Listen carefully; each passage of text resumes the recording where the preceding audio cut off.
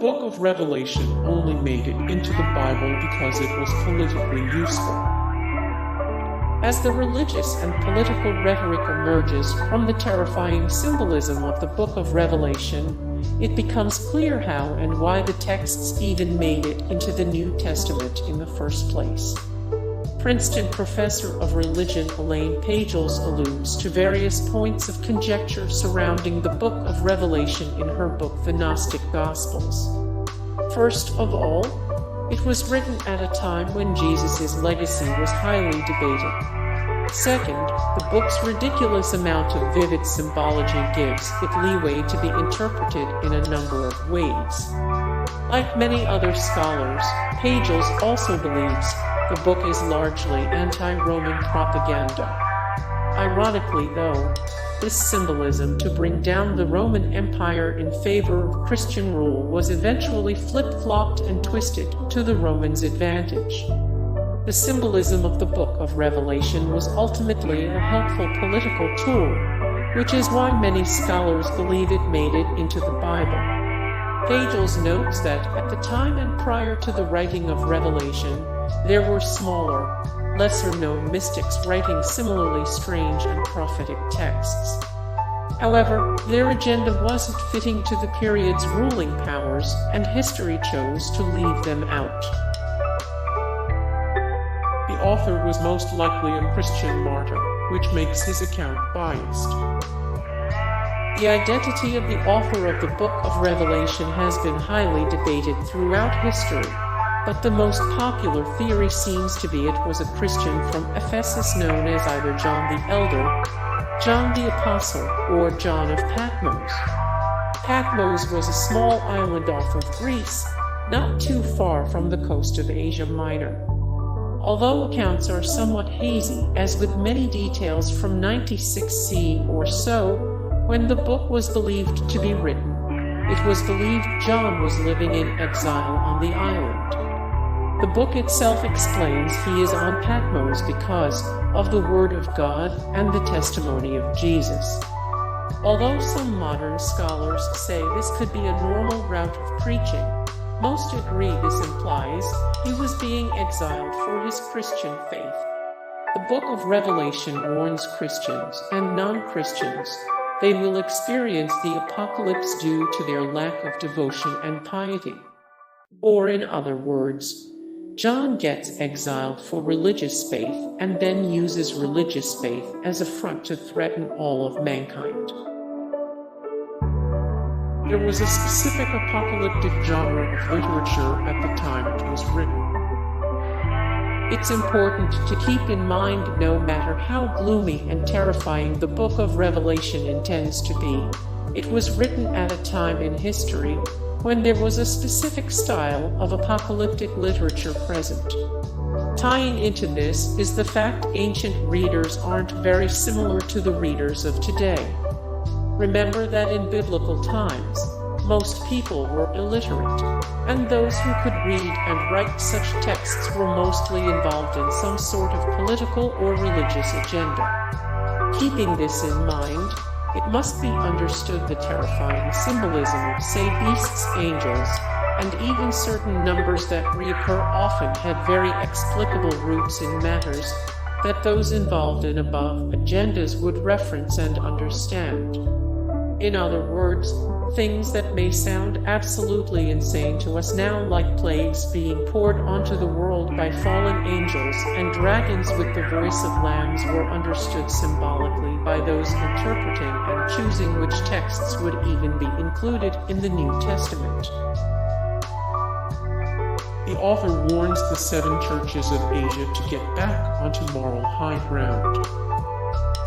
John of Patmos, the alleged martyr who wrote the book of Revelation, starts out by addressing each of the largest Christian cities in Asia Minor at the time: Ephesus 2, 1:7, Smyrna 2, 9:11, Pergamon 2, 12:17, Thyatira 2, 18:29, Sardis 3, 1:6, Philadelphia 3, 7:13, and Laodicea 3, 14:22. Basically, This is John telling these cities they need to get their *key together, religiously speaking. He scolds them for straying from piety and allowing sexual immoralities to go down. Overall, it's almost like a father lecturing their children for slacking on their prayers before bed, and it foreshadows a bit of the doom to come if they don't obey. While that seems kind of spooky, it's important to look at this in a historical context. These cities would become very strategic politically, as they would serve as strongholds when Christians began to revolt against the reigning power of the Roman Empire. Coincidence? The book of Revelation can be confusing because it is nonlinear. The book of Revelation is no easy nut to crack, and to this day scholars from all sorts of backgrounds, religious and not, tend to argue over its contents. One important thing to note is that the story itself is nonlinear, meaning those who try to use it to predict future events aka the apocalypse actually kind of struggle lining up supposed events, as they tend to move cyclically throughout the story. Overall, the book is jarringly violent, especially when translated into modern terms. A modern scholar once estimated the book's death count and projected it onto a modern world with around 5-6 billion people. If the end times were truly near, you would end up with nearly 4 billion people dying from war, famine, earthquake, and plagues. The false prophet will arrive in the form of a beast. There will be a beast that initially comes out of the sea to spread damnation, but it is this second monster that will spring from the land and demonstrate enough power to really frighten people into submission. This second beast is said to have 2 horns like a lamb, but it speaks with the voice of a dragon.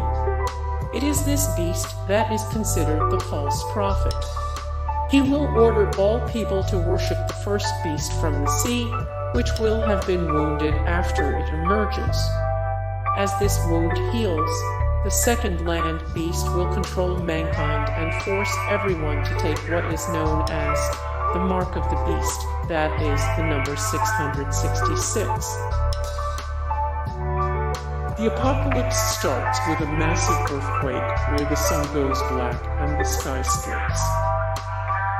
In the book of Revelation, there is a scroll shown to the prophet, that is our author John, which has 7 seals. As each seal is broken, something happens or appears, and it is on the 6th seal things start to go south pretty quick. As written in the 6th, 12:17, it goes, "There was a great earthquake. The sun turned black like sackcloth made of goat hair, the whole moon turned blood red, and the stars in the sky fell to earth. The heavens receded like a scroll being rolled up, and every mountain and island was removed from its place.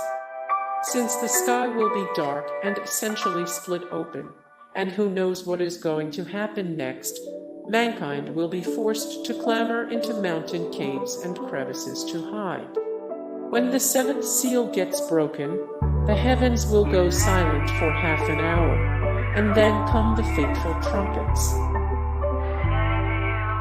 A pregnant woman will fight a dragon with 7 heads and 10 horns. At one point in the Revelation, a pregnant woman in white appears in the sky. However, before she has her child, an enormous red dragon with 7 heads, 10 horns, and 7 crowns on its heads will materialize in the heavens as well, trying to steal her unborn child. What will ensue, according to the author's prophetic vision, is a back-and-forth battle between the dragon, a symbol and messenger of Satan, and the woman, who is protected by the Lamb, aka God. Essentially, it is a tale of good and evil when taken allegorically. Historically, one can liken the dragon and the forces of evil to that of the Roman Empire and their attempts to persecute Christian worshippers, and the good of the Lamb prevails in this case. However, the author warns the dragon will forever be at war with the Lamb, implying Christians will always be at risk to fighting off those who don't share their beliefs.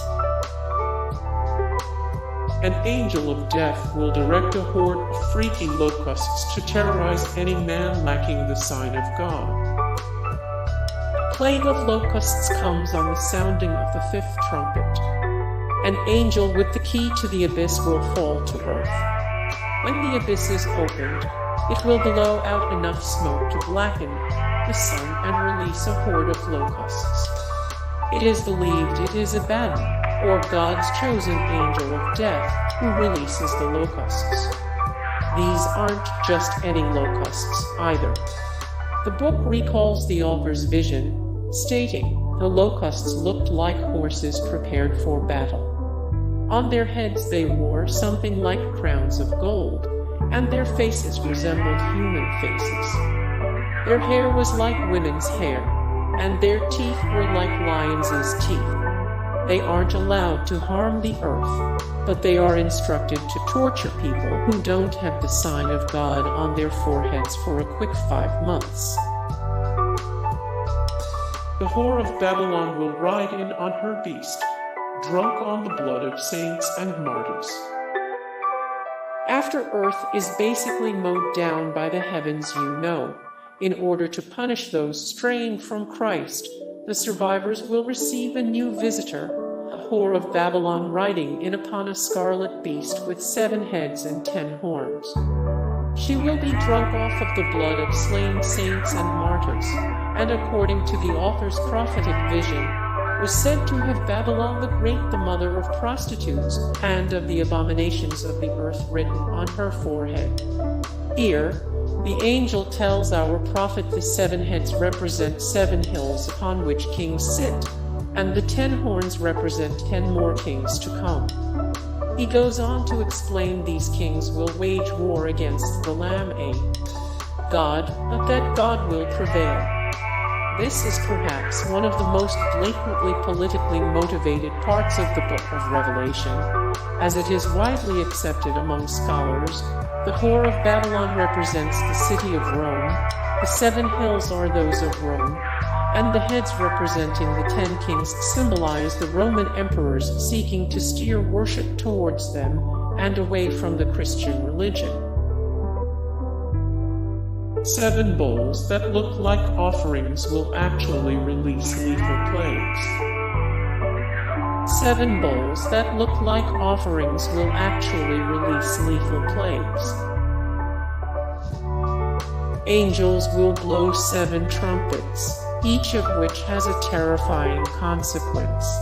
Hey guys, thank you so much for the support and likes and comments down below, and also thank you so much for watching, and I look forward to see you in the next video. Then take care, bye.